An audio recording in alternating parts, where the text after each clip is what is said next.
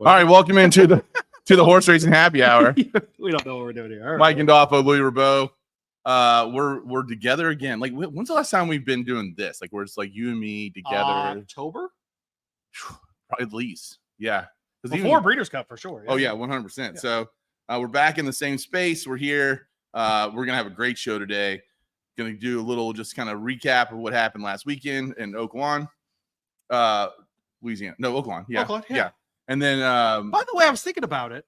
One of the things that Matt Dinnerman, friend of the show, was excited about as far as his move to Arkansas was that he was going to get to call a grade 1. Yeah. But I think that was his first time calling a grade 2. It very well could have been. Yeah. They don't have. No, I think it was. So there. How about that? Congrats to our man, Joey Votto's little brother. He's crushing it down there. People love it. I hope people get that joke. Anyway, we're going to be talking about that. We're going to give you a little update on the Oaks Derby fields where they stand right now, and then we're going to just apply through pick six, maybe. Let's go. Brian, man. We're going to do a little pick six out of Gulfstream. We're going to welcome him on the show. It'll be good. And, I'm excited. I got my Derby Festival stuff on today, and I got my Pegasus pin on. Oh, those are legit. Yeah, I got one for you. Oh, I like it. Yeah. No, it's a good look. It's good. It's good. Yeah, we got the, it says well, tell people what the Derby Festival is. Give them the 30-second elevator talk about 150. It's all it says. 150th. And so if you're going to get a pin, this is the year to get a pin. Yes. 150th year. Yep. And you know what I really hope is just like the city of Louisville just kind of shows up and wears just I always talk about how the Canadians wear the poppy seeds in November. Yeah. Like, let's show out and just show that our city is this is what our city's known for. Wear your Pegasus pin. Yeah, ready to go. I was out delivering them today. That's what I did. I was literally going to gas stations and banks, delivering their boxes of Pegasus pins so they go on sale tomorrow. So, and if you're not in Louisville and you want one of these, horseracinghappyhour@gmail.com. Yeah, we'll figure out how to get you. Horseracinghappyhour@gmail.com or ping us at horsehappyhour on Twitter. We'll get you one. Especially if you want an RE Solutions special one. Yeah, you're gonna get one of those. All right. Yeah, all right. I'm not. They look great. Yeah, thanks, man. It looks great. I'm excited. Yeah, let's. No one parties harder for a 2-minute race. I don't know if people really, and I know we talk about it every once in a while, but I don't know if people really understand how much we do around this 2-minute horse race. Oh, concerts, fireworks displays, aerial shows. Largest fireworks show outside of China. I mean, it's wild. Yeah. It's crazy. It's hard to describe to people. Yeah, it really is. Yeah.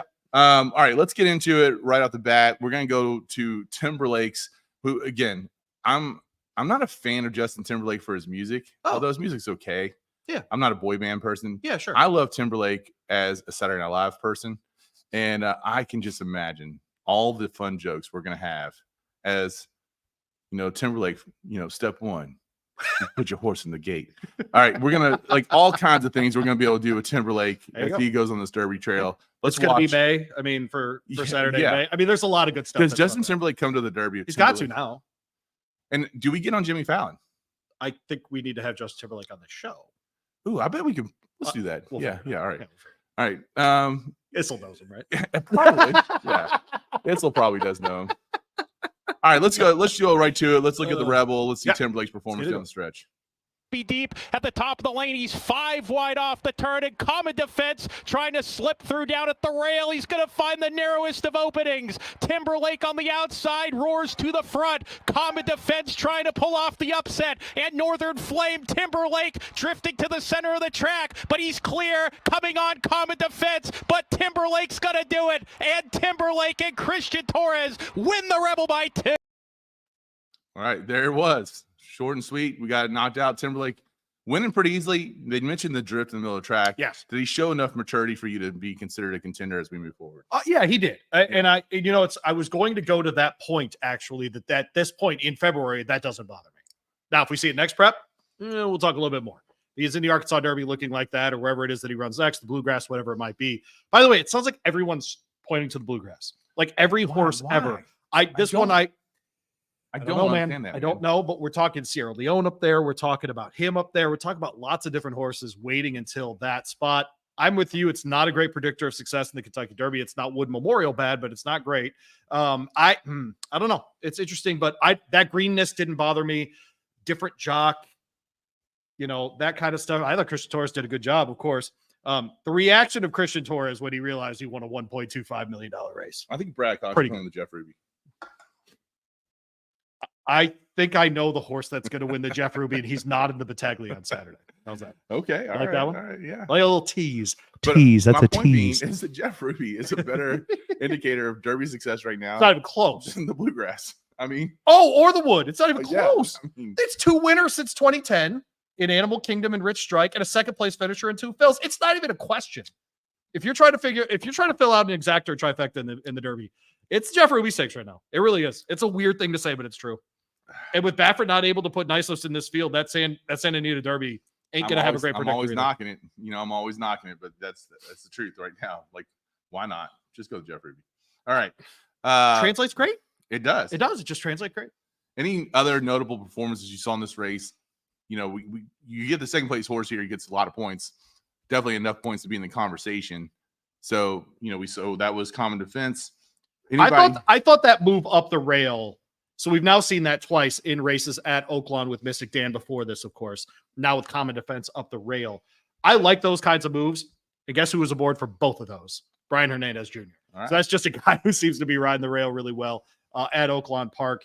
Common Defense, probably less. I was disappointed by Carbone's run in this race. If we're going to get into how different horses did in this one, I would say that I was more disappointed than anything. Obviously, Timberlake, I thought was probably firing at like 80-85%. Wasn't fully himself yet coming off the layoff there. So in my mind, he's only going to get better. And the headline coming out of the Rebel is that it was Timberlake and a bunch of dudes. It's interesting, too. The Arkansas Derby is going to be at the end of March instead of even in April. And there's been years where the Arkansas Derby's only been 3 weeks in front of the Kentucky Derby. Yep. So it's actually a 5-week prep now. So, yeah, I'm liking that move for them. And Louisiana Derby's 6 weeks. The Ruby's going to be 5 weeks. The Arkansas Derby's 5 weeks. We're seeing more and more space between those preps and the Kentucky Derby. Something to watch going forward for sure. Yeah, without a doubt. So then we're going to move on to the Honeybee, which we saw. Listen, I love a lemon muffin. I'm drinking a little lemon drink right here. I'm a fan of lemon things. There's nothing better than Honey Brothers lemon muffin cold, by the way. That's the way you got to have it. Honey Brothers can sponsor the show whenever they want. So the lemon muffin, we had a little bit of an upset. Let's take a look. Let's take a look here on the Honeybee. Side midshipman's dance, both runners being pumped upon as they swing off the turn in the Honeybee, and Tapit Janelli comes away with the lead. Lemon Muffin on the outside, the maiden trying to get her first career win in the Honeybee, and she just stormed to the front. Lemon Muffin, Keith Asmussen drawing away, and this is a coming out party for Lemon Muffin. Lemon Muffin, the maiden's gonna do it, and how about that? She did it in a graded stake. Lemon Muffin. Be ready with the sound, Zach. That was our boy, Keith. Oh, Zach wasn't ready with the sound. All right, Keith Asmussen getting it done right there. There you go. And you talked to Keith today. There it is. I interviewed Keith Asmussen. He'll be part of our Kentucky Racing Spotlight show tomorrow at 6 o'clock on ESPN 680. We do release that on this platform. If you haven't checked it out, you get a chance to talk to him. I asked him, I'm like, look, man, my favorite comment about this race was online, and someone said, you couldn't have picked that horse with a Ouija board. That's a fantastic joke, by the way. And whoever that was in your anonymous account on Twitter, please follow me at Radio Louie. I appreciate your sense of humor. I interviewed him today and I asked him, I'm like, did you think this going into the race? And he said, Coach just told me stay close and figure it out. And that's what he did. And so going into this race, by the way, the numbers were atrocious. Yeah. Everything that this horse needed to do, the coach had been at like 3 and 6%. For this horse to jump up and win this race, I mean, did she do anything in there that made you think she's not going to be a contender next time out? No. She did everything right. And by the way, it's worth pointing out, I think she's run second 5 times. 4. 4? Okay, Yeah. Boom. There you go. The last 4 races. So she's been there, and I think that's what happens. All of a sudden, it just clicks, and then they go. And then, one of the things that we've talked about in the show before is like one of the things you want to see from these 3-year-olds is, do they step away from being a pack animal? Right. Can they break away from the crowd? And she did that. So. She absolutely did that. And on top of it, I asked him, I said, when did you know? He said, we got her on the turn and she was begging me to let her go. She was pulling. I said, you know what? We're there. And that's awesome. And that's for the light to go on into grade 2 is very special for sure. Grade 3, sorry. For it to go on in a grade 3 in this way, integrated stakes and all is pretty incredible. And I don't know. Could she do it again? I don't know, but I do like that she's at least been in the top 2 of the last 5 races she's been in. Yeah. So by the way, last time we had a great Oaks post-race press conference was the coach. Yeah, it was awesome. So I'm hoping we get that. It was. Yeah. All right, so we're going to talk a little bit about now that we have these two fields out of the way. Yeah. How the Derby notes. We're going to go ahead and bring on Brian. Yeah. Maybe. There we go. So I think Zach and I are both trying to do it. Fight. I mean, hi, Brian. What's up, guys? All right. Good to have you here, Brian. Yeah. What's up? I'm trying to just check the sound here a little bit. Sorry about that. Oh, All right. So you want to start with the Derby horses or the Oaks horses? Let's go with the Derby. We'll go Derby first. Yeah. All right. So who's standing out for you right now, Brian, as you look at this Derby field, how they're coming together? Yeah, I got nothing really. I mean, I think it's pretty wide open. I mean, not to play Homer here, but we'll figure out a lot, I think, on Saturdays. Saturday's race is loaded. I agree. Yeah, it's good, right? As Dornock and Locked get going, obviously Sierra Leone threw his hat in the ring, or maybe, is the clubhouse leader right now. I like the horse that Brad's got going in the Gotham, just a touch. Yeah. I think he's got a world of talent. The Risen Star is kind of a weird race because, Sierra Leone ran so well, but other horses didn't run at all. And on that mess of a track, unfortunately, over there. So, I think we probably always say this, but it's too easy to say, but boy, the Derby looks wide open right now. Nobody's ever run fast either. I think that's, it's not like any of these horses are breaking any stopwatches. Fierceness was dreadful in the Holy Bull here. I mean, there's horses that have got to step up, and I think now, especially where everybody's kind of, you mentioned, I heard you guys talking while I was behind here, talking about the bluegrass. A lot of trainers now are putting their chips really kind of all in one race. Yep. Yeah, you better damn well run second, or you're out of the dance. So it's really going to be interesting to see how it all kind of shakes out this year, especially. We don't have to like it, but it is what it is in racing. Less is more, and you're going to probably get two preps, and that's great if it works out. But if you stub your toe or you're in a 12-horse field and you get a bad trip, you're kind of SOL. So it's I think it just adds to the intrigue of it all. Two things. One thing less important than the second. The first one is there's a chance that both the Pat Day Mile and the Preakness are freaking loaded this year. Yeah. Right? Just the timing, who's going to qualify, who's not. Those two races could be absolute monster races this year. The second thing is this. With the Baffert ban at Churchill Downs, unintentionally, we have a wide open Derby field because, Brian, if Nysos were available, you'd put him at the top of the standings, yes? No doubt about it. I mean, right. So that's a weird unintended consequence of this ban, is that actually, I agree with Brian. We're looking at a Derby field that's kind of wide open. I will remind people on this show last week, Dan Illman said, watch Forever Young. He goes over to Saudi Arabia, wins his race. He'll be in the UAE Derby next month in an attempt to qualify for the Kentucky Derby. And I think for the first time, we're actually going to have to take a UAE horse seriously in the Kentucky Derby out of a Japanese training job. And to me, it's just a matter of time before a Japanese horse comes over. I think a lot of people feel that way. Brian, do you feel that way, that we have eventually, maybe even close next 5-10 years, we get a Japanese winner of the Kentucky Derby?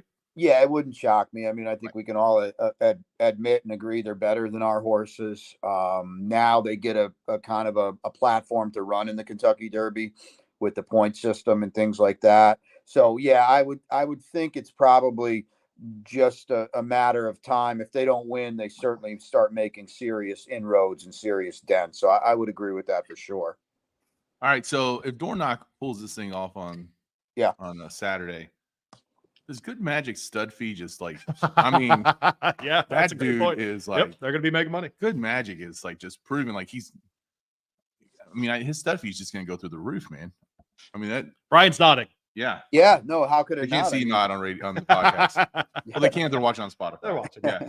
He's got two a Derby winner last year, and he's got the full brother now that looks like he's as good as anybody. Beat Sierra Leone in the Remsen. So yeah, you said it. And I think in the stud world, I think some sires have kind of stagnated, or we've unfortunately lost some sires. So I think it's there for someone to really step up and become the next prolific sire. And boy, Good Magic seems to be front and center right now. Okay.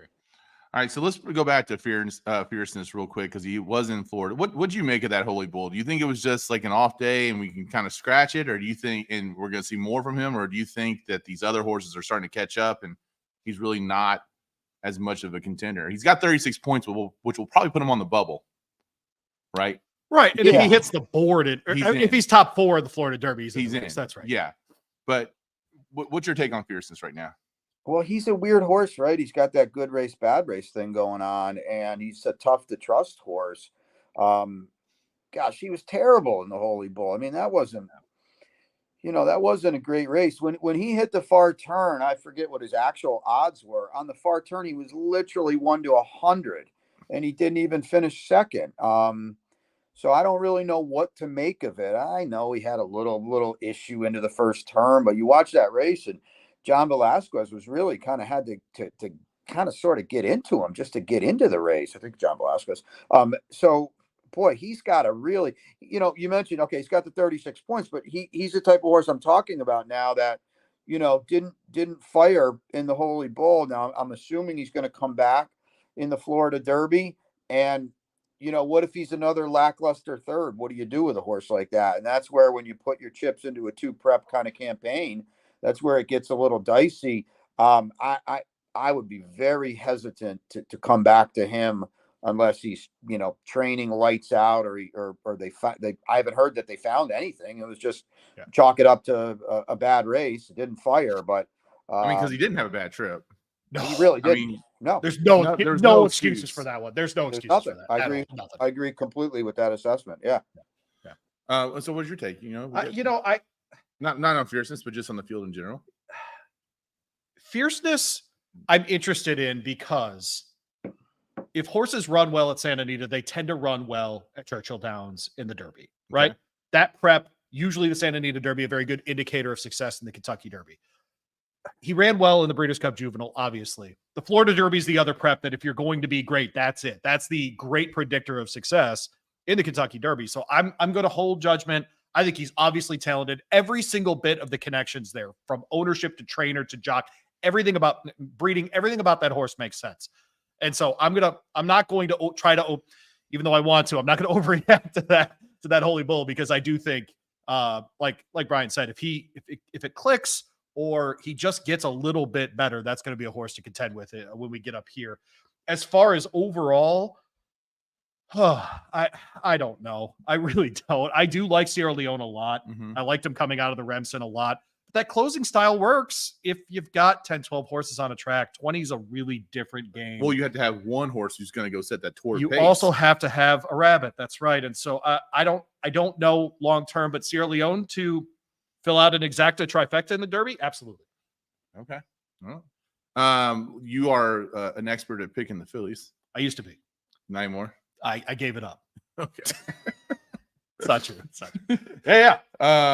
Brian doesn't know that joke. You can't just tell jokes like this. If Brian Nadeau, I did the Oaks rankings for the LA Times horse racing newsletter for a while. That's it. That's the joke. That's it. It was in the actual print version. Well, yeah, but it's okay. It doesn't matter. Yeah. Okay. We got an Oaks prep this weekend. Oh, yeah. But we obviously saw Lemon Muffin get the big upset over the weekend. Who's standing out for you right now as far as the fillies go, Louis? On the Phillies side, I thought Tarifa was really good last weekend in Louisiana. I think she's a problem. Just FYI has a chance to become the filly of this weekend. That's really the story in the Devoted Dale. I think that she's going to stand out if she does win here. We have watched, though, Brian, in 2 straight preps where we thought Fierceness and Life Talk were unbeatable in their races coming off of layoffs, get beat, and frankly not look good in either one of those races. Interested to see how Just FYI shows up. But I do think Leslie's Rose going a mile here for Todd Pletcher, daughter of Into Mischief, in that race is another one to absolutely watch. Doesn't have any Oaks points to this point, obviously, because she's running a maiden special and in an optional claimer. She won both races. I think she's going to love the mile. I think for sure that makes sense with her. I'm interested, though, Brian, with Leslie's Rose, who I do think will be my top pick in the Devoted Dale. Do you think do you think eventually she ends up on the grass because of the mom? Well, that's a good question. She's out of a Galileo mare, Yeah. I'll tell you what, she's not trying it anytime soon. No. That's for sure. After she drubs just FYI on Saturday, she's not going to try the grass. I was actually kind of sort of against her after. I thought she had to work a little hard last race, and then Gunsong from Mark Hennig, my goodness, comes back and actually absolutely demolishes a solid field, a Chad kind of hot horse. man, if you're like a figures player, I said to a couple buddies, I'll bet you a beer. I can't make her favorite on the morning line, and I didn't. I think she's gonna be favored in this race. Just FYI, is like painfully slow. I was shocked at how slow she is on paper. She's running 8s. Leslie's Rose is running 4s and 5s. And we always have to talk about this, and we'll talk about it certainly in the Fountain of Youth. I'm not saying just FYI doesn't want to win on Saturday, but there's a lot bigger goals going on down the road. Whereas a horse like Leslie's Rose is, got to prove it and got to step up. So maybe the screws are a little tighter. So I think she's in a pretty good spot on Saturday, guys. And listen, with Galileo on the bottom of the pedigree, you can certainly talk about the turf, but she's going to get a world of stamina for, if she progresses to 9 furlongs at Churchill Downs. Yeah. And I think we got to remember, like, the Kentucky Oaks is not the Kentucky Derby for fillies. Like, the Kentucky Oaks is a nice race, but it's nowhere close to the top 3-year-old filly race of the season. So I think that's right. And so they, like you said, they have bigger goals, right? And you want to show up at different spots. So just to let people kind of know that this is kind of the big 50-point weekend coming up. We're going to be talking Fountain of Youth here in a little bit. Louis is going to be talking Gotham and San Felipe tomorrow on the radio. On the morning show. Yep. And then he'll release that. And then next week's the Tampa Bay Derby, and then we're done with 50-point races. We're going straight into 100-point races after a week off.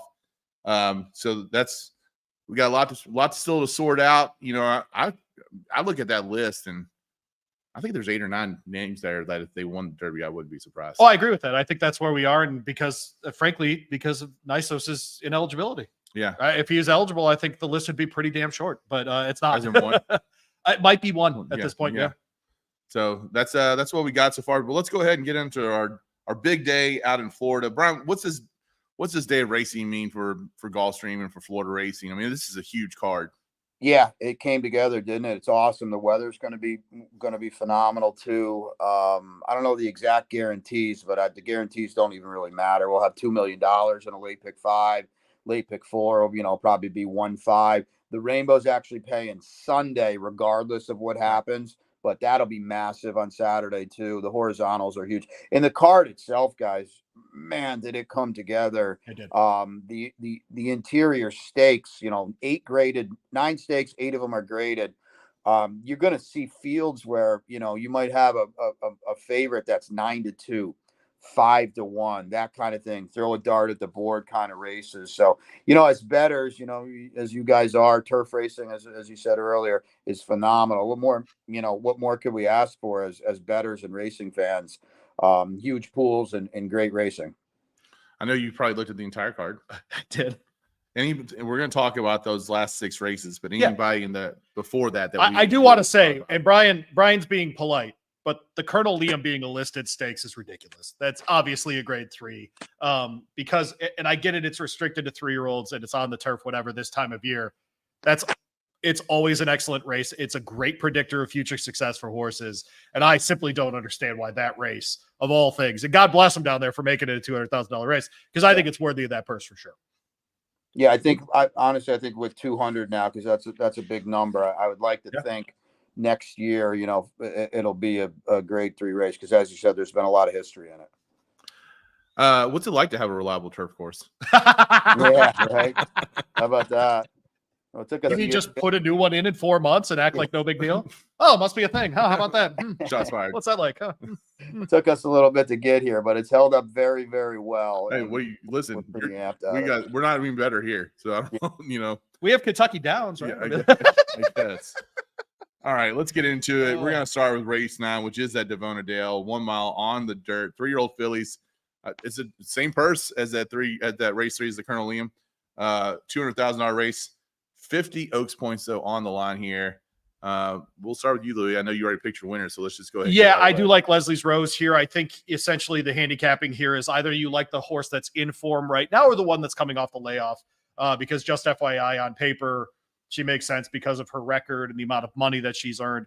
I don't think her times are as fast as the ones that we've seen, frankly, with Leslie's Rose. I think she's going to like the mile. I think she's going to be totally fine. The other horse I would look at is on the outside into Champagne. For Ian Wilkes is coming in off of 2 wins as well. Came way, way off the layoff. Horse broke its maiden at Ellis Park in June of last year. That was in that Churchill meet move to Ellis Park. So the horse wins there, gets a ton of time off. in the Wilkes barn. Leparuga is in town to ride for the day. Used to be a staple down at Gulfstream. I think on the outside, she's interesting because of the breeding more than anything else. And because I do think getting to a mile's about where she's going to cap out. I don't think of her as an Oaks horse. Yeah. But I do think of her as a contender in the Devona Dale. I would go 2, 3, and 8 for this one. All right, Brian, what do you got? Well, I think it all depends on what kind of ticket, you're going to play. Because I don't know. I'd like to think if you use 2 and the 3, you're going to get through the race. Probably. I think I like Into Champagne. She was really good. She was a lot better than what just looked like winning by a length and a quarter last time. Right. Can she win this race? I think that's a little bit of a stretch. But my point is, I have a pretty strong opinion in Leslie's Rose. So once I put all this stuff down on paper, I don't want to use these 2 horses equally. I want to have stronger tickets. Now we're talking a rainbow pick 6 here. So I'm not going to have like $1 ticket, but I want to have stronger tickets where I can spread more with Leslie's Rose and be more defined with just FYI. Because Louis said it perfectly. I mean, she's in form. She's so much faster than just FYI. I mean, it's painfully obvious. Buyers, look at the Thoroughbred. She's running 4s and 5s, and just FYI went 8-8-8 last year. Now, in theory, she's a bigger, stronger 3-year-old filly. But even Bill Mott said, if you read the quotes, hey, we got to get going here, and this is the spot. If you're ever going to beat a champion, I think this is the spot to do it. And Leslie's Rose looks like she could just be a really brilliant kind of filly. So I'm pretty firm on her on Saturday. Just so people know who Devona Dale was, she was a pretty amazing horse in the late 70s. Won the Kentucky Oaks, won the Acorn, won the Mother Goose, won the Country Club American Oaks. Jeez. Was so good that they decided to put her in the Travers. She came in 4th. Darn. That was her only loss. Unbelievable. There you go. Right there. That's good stuff, man. I like that. So, all right, we're going to be moving on. Before we get to this next race, I want to do something for Brian so he doesn't have to do it. Okay, people? I just want everyone to understand. You're going to start to see the jokes, especially from Acacia Clement, about the very one. She's going to make the jokes on Twitter. It's going to happen. Just get ready. It's going to happen. I'm calling it right now. Brian's smiling because I'm totally right. Okay. So just be ready for the very one jokes that are coming on Twitter. It starts tomorrow because it's going to be Friday. People are starting to look just a friendly thing from your friend Louis. That's it. All right. So the very one. I gotta jump in. Something that is hilarious to me. I did was on with somebody yesterday. Sure. And they said that to me. And I got to be completely honest with you. And I've been in racing forever, and I've been down here for long enough now too. I've never heard that. And he asked me, he said, "What are you going to say on Saturday?" And I said, "Well, what do you mean?" It's the very one. And he said, "I know, but grammatically speaking, it's the very one." Right. So I actually talked to the boss today, and so we figured it out. It's going to be the $150,000 grade 3, the very one on Saturday. So, break up the does. I like that. Okay. Little loophole. Did you hear that, people? That's us taking you behind the curtain at Gulfstream Park. You understand that? It's a helpful podcast. All right, so we will talk about the $150,000. There we go. The very one. It's a 1 3/8 on the turf, one of those great turf races that we were alluding to earlier. Fillies and mares, 4-year-olds and up, $150,000 purse, as we said. Who do you like in this one, Brian? There are horses I like and horses I'm against. Knock on wood, there's no reason to think we won't have a good, solid, firm turf course on Saturday. And that's going to play to speed. Okay, you got to be close. I don't care how far you're going. I don't care how short you're going. And Sister Luann's got it, and some of these other gals don't have it. And I think that's important. I feel like she's moving forward for Safi as well. She ran very, very well in the Pegasus, the filly mare turf. She was 7th, beaten 2.5 lengths. Okay, it was one of those blanket races. I get it. Oh, yeah. Cairo Consort, who I'll talk about in a second. She was 10th, beaten 3.25 lengths. But watch the race and Sister Luann. At least she ran, and I don't think Cairo Consort. A, she's got no speed whatsoever. B, I'm not sold. Just because she's running longer doesn't mean she's going to close any better. And I don't really see any marked improvement, guys, from the horse that was pretty darn good as a 3-year-old filly. And we can talk about that a lot, with these kind of fillies. They just kind of level out, they plateau.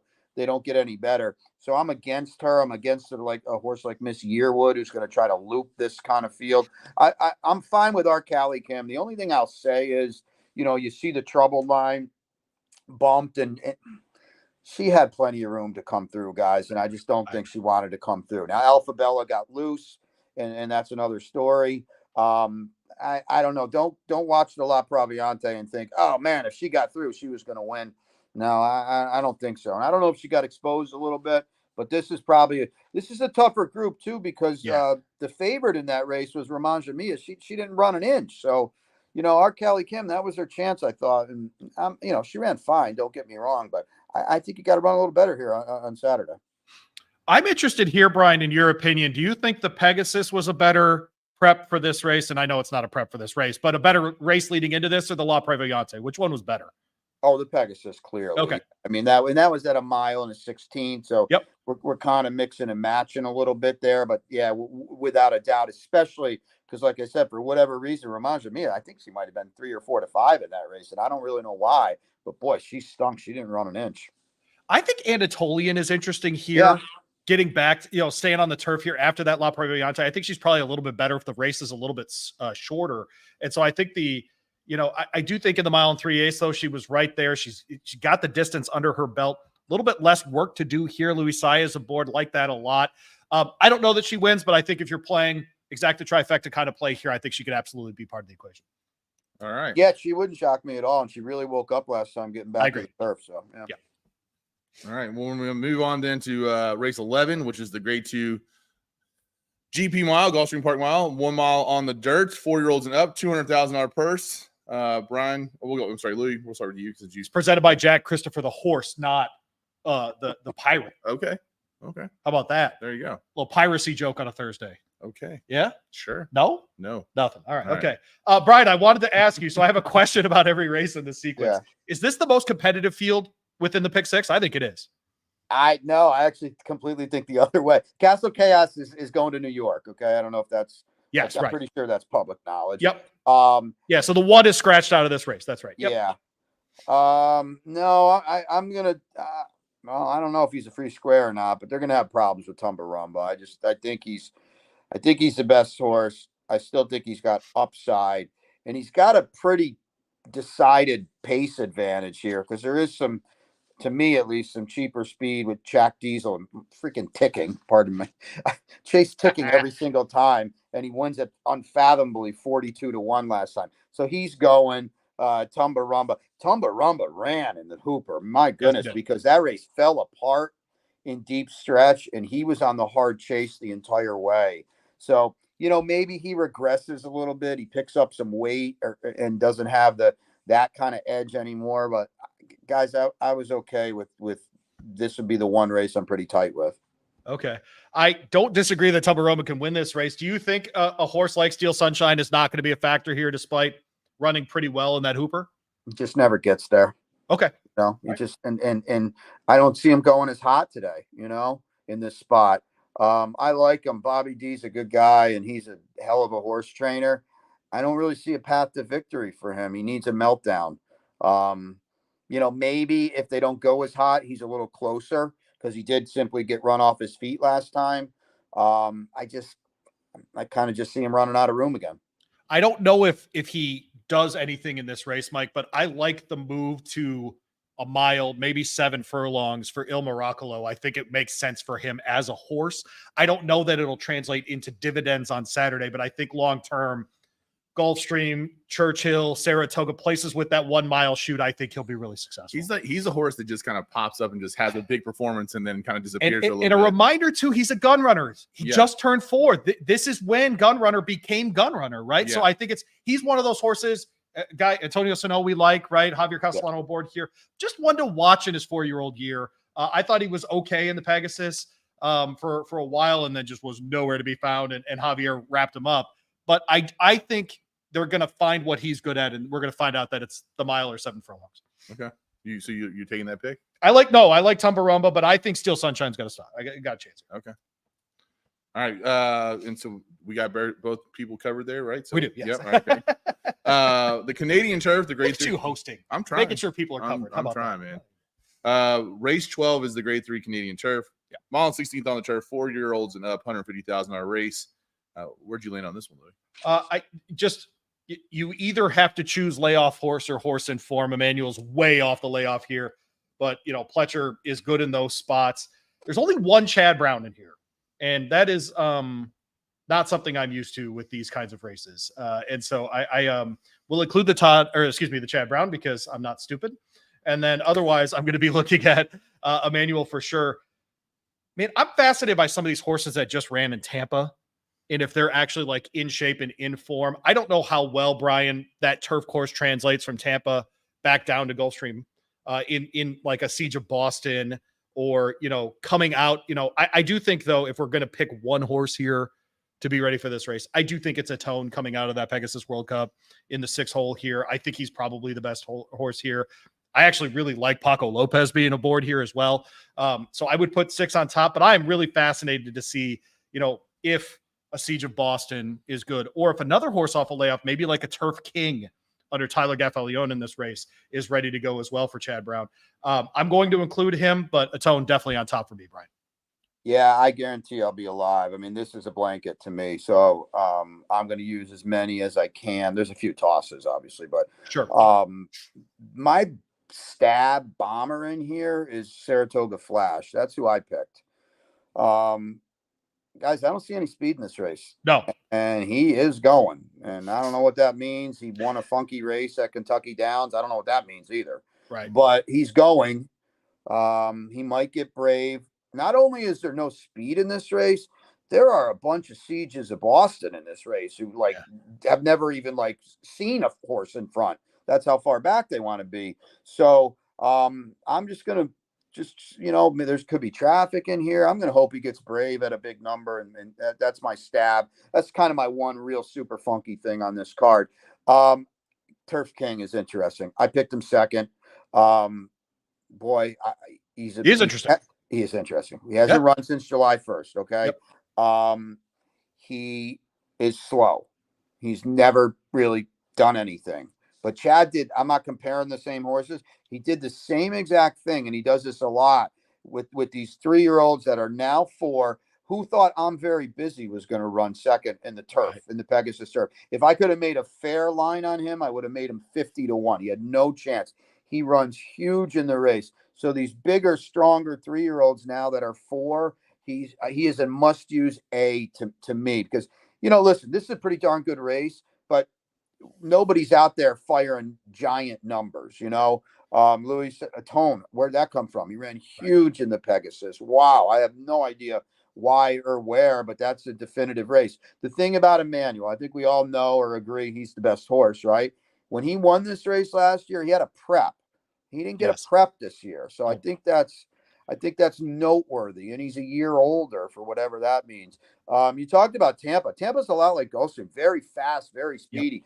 For Siege of Boston to run as well as he did from the back, you have to use him in here. I love Jimmy Toner with these Joe Allen horses, so he's an absolute must-use. I've got a lot of A's in this race, guys. I think what you haven't mentioned that is going to be an include for you too is the outside horse, Ice Chocolat, right? I think that horse for sure got that nice little prep last time, rallied under Irad Ortiz, picks up Luis Saez here for Mark Cassidy. Interested to see that horse second off the layoff here as well. And I think that, frankly, in his case, Brian, he's going to be able to chase that the only speed in this race, if you will, from the outside, because they're going to have to make a move, right? Because he's not a deep closer. They're going to have to make a move before the turn. And so Ice Chocolat probably going to be second or third going into that first turn. I think one to absolutely watch on Saturday. The one horse you all haven't mentioned that I'm intrigued by is Giants Game moving to the turf. And obviously a Giant Causeway who was dominant on the turf. This horse is breeding for the turf. His reign on the dirt, and I think there's a long shot here that could be alive. And I would not be surprised to see Giant Game step up here and get this win. There you go. Well, Junior He's got some speed too.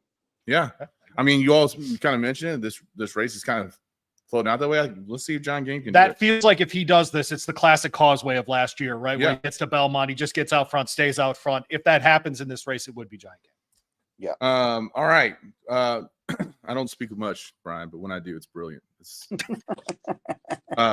Race 13 is the grade 3 Honey Fox, mile on the turf, fillies and mares, 4-year-olds and up, $150,000 purse here. Staying on the turf for the Honey Fox, Brian, who you got?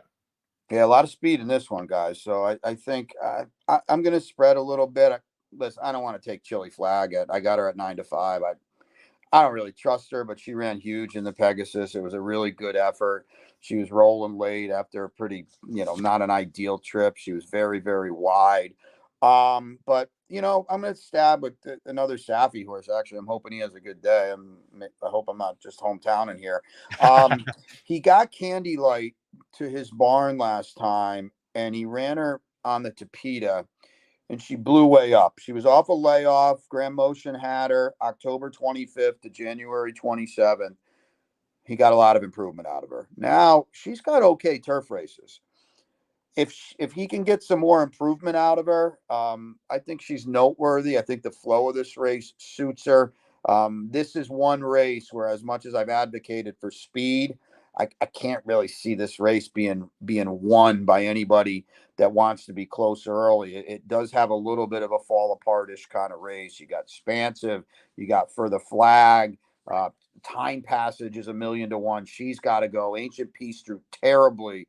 She's got speed. She's got to go. Miss Carol Ann's down inside. She's not letting anybody get too far away. So I kind of feel like this is the race that maybe comes back a little bit. So I'm going to use those two, and Be My Sunshine's going to get first run. And I like her better than Walkathon, who oddly enough walked at Tampa. And I can't take that race at face value. Louis? So you are involved in the morning lines at Gulfstream Park. Do you think Chili Flag will not just be the favorite, but be this kind of favorite by the time we get to race time? Yeah, I got her at 9-5. I mean, it's tough to. Here's the thing, they're going to bet her, and then it's kind of like, who else are they going to bet? I don't see anybody else that it's like, oh, she's the obvious second choice. I don't really see that. It could be all over the place otherwise. Yeah, I for that reason and how well she did run in that Pegasus, obviously, really put it together in a listed stakes at Aqueduct before that in November.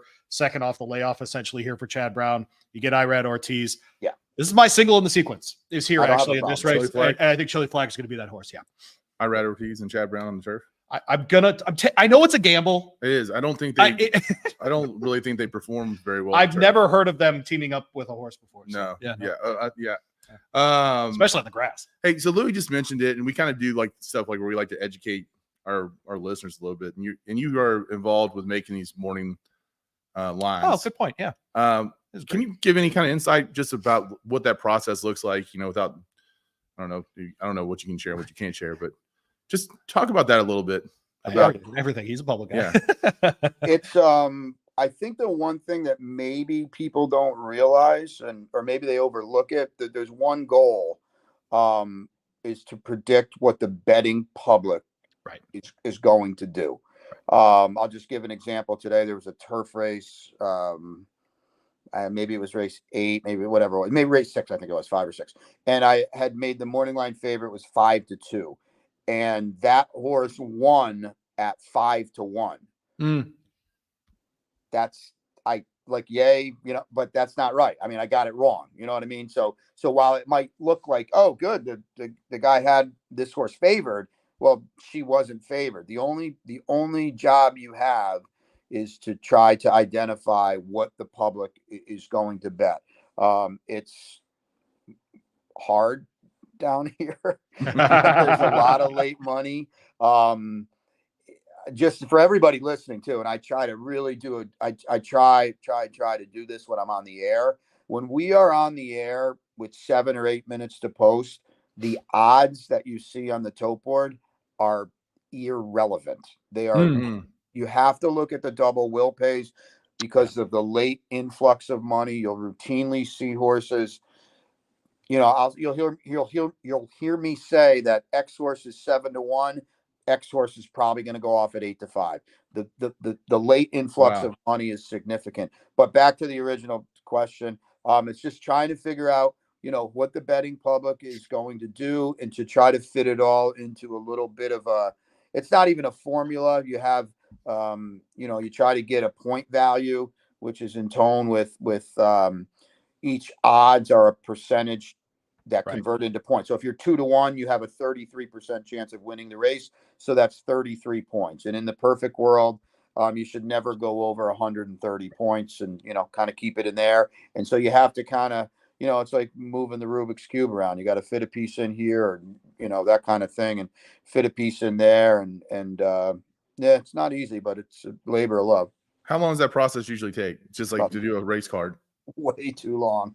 I mean, it sounds like an impossible job. It could take a couple hours, a good 2 or Yeah. 3 hours. The cool thing is it's also you're handicapping as you go along. Yes, I right. try to separate them. I have to separate them, Yep. but it helps in my handicapping, and I'll put it down and I try to pick it up a day or two later, and it makes the handicapping kind of a lot easier, but at least you're a little fresh with it too.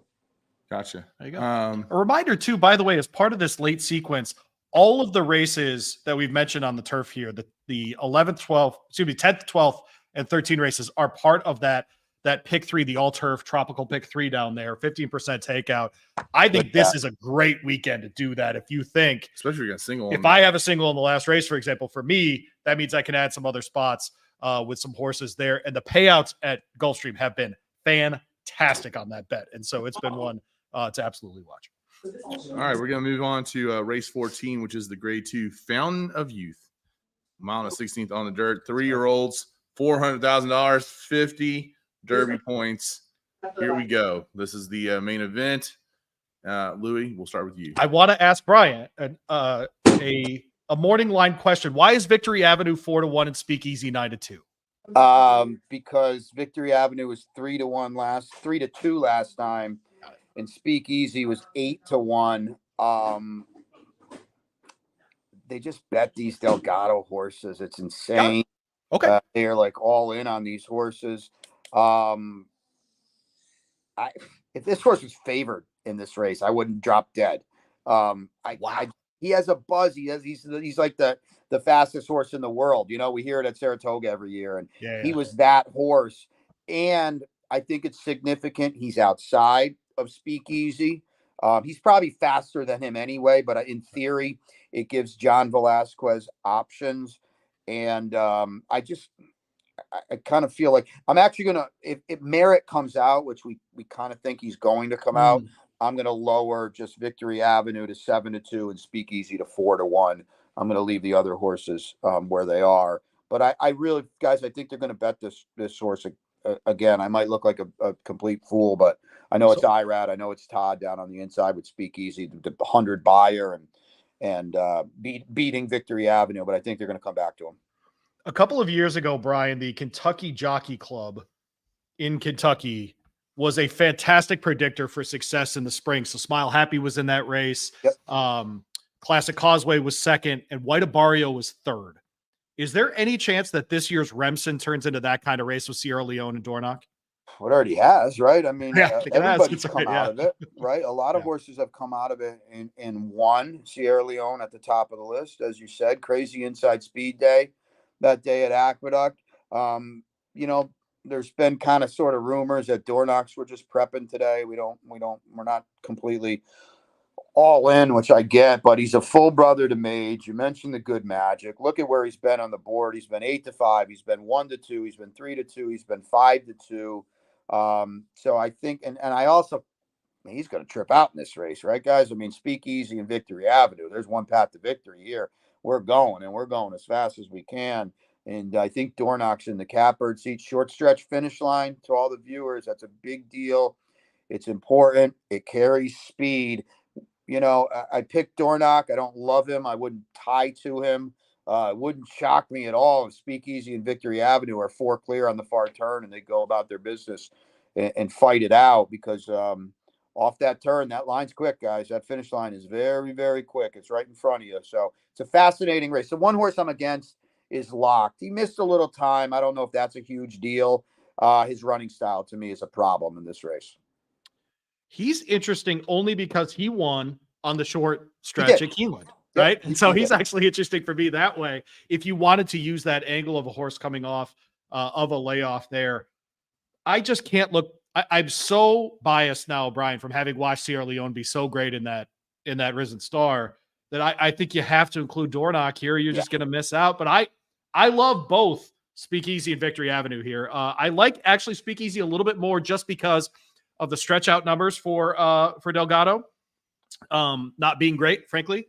And I trust Todd Pletcher to stretch a horse out, especially a son of Constitution. But I might go so skinny as to only use Speakeasy and Dornoch in this race. I can't get over Locked winning that Breeders' Futurity, though, at Keeneland in that short stretch. So he might be an interesting one as well. But I'm with you that running style for Locked is going to make it pretty difficult for him to win here, which of course means that he's going to win by like 3 or 4 lengths. Now that Speakeasy was so impressive in his opening race. I want to see what kind of step forward he takes here for sure. I mean, if he takes one forward, right? And does, that's an assumption of a young horse making a step forward. I may not like the distance. Who knows? The breeding is only as good as it shows up on the track for sure. And so now should be an interesting one. What do you think you'll end up playing on Saturday, Brian? Which sequence, which kind of thing? Because you mentioned it, like in the middle of this card, for example, starting with like, I don't know, race 7 with the Mac Diarmida, excuse me. Like you could just play the pick 4 there leading in to both the Devona Dale and the very, very one. Yeah, there's a bunch of that's a pick 4s, bunch of early. There's another pick 5 as well. So what I'm going to try to do is in the areas I have like the strong opinions, like with a Leslie's Rose, I'll try to kind of get alive to those types of horses. I want to just say real quickly, race 2 is the maiden race on the card. Okay. Let me go back one more step. Speakeasy and Victory Avenue ran in race 2 on Pegasus Day. We didn't run another dirt race until race 9. Races, you're allowed to think just maybe, you don't have to believe that it was as wildly, crazily fast as it was. I know they went fast. I'm just saying it was a very weird race. So now back to the original point I was going to make. In race 2, Big Easy and Tapakina come out of that race. Big City, excuse me. They were in that race 3rd and 5th.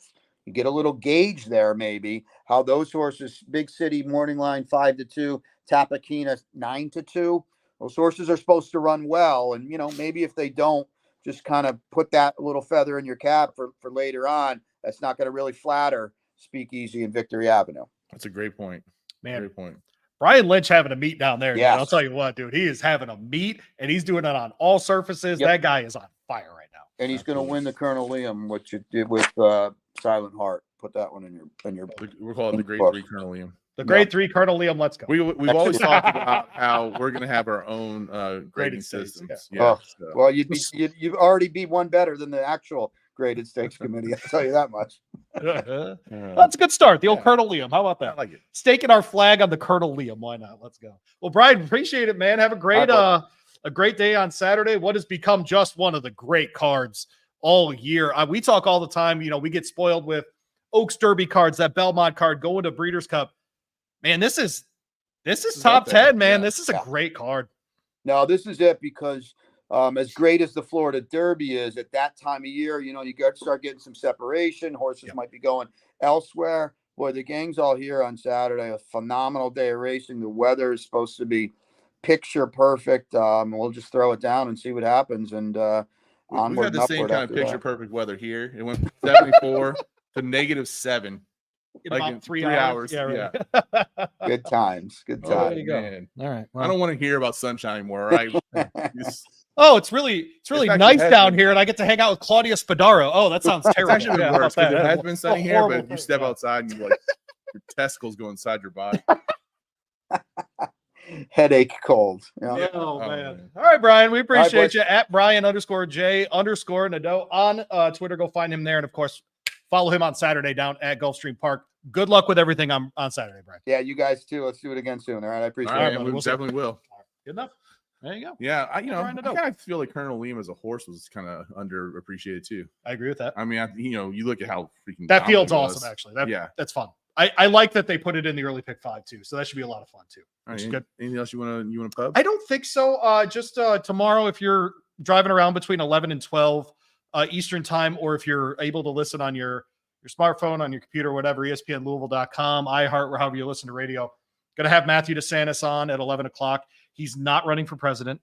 He's going to talk about races on Long Island, and then we'll have John Lindo, our guy out there at Thoroughbred LA, to preview the San Felipe. And then I'll talk to Caitlin Free on the Kentucky Racing Spotlight. That'll air at 6 o'clock tomorrow night, along with Brad Cox and Keith Asmussen. How about that? Nice. There you go. Talk a little about what you're doing with the Kentucky Racing Spotlight. So the Kentucky Racing Spotlight is a weekly show. It's essentially a news magazine, and we're just interviewing the people that make Kentucky racing go. There you go. And I'm excited to do that.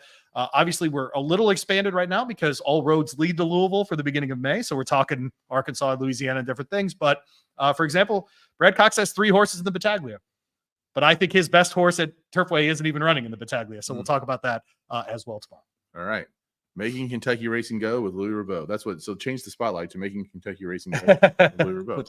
I like it. There you go. All right. Well, we're going to pay the tab. We're going to get out of here. Spin the horse racing happy hour. You'll have a great evening.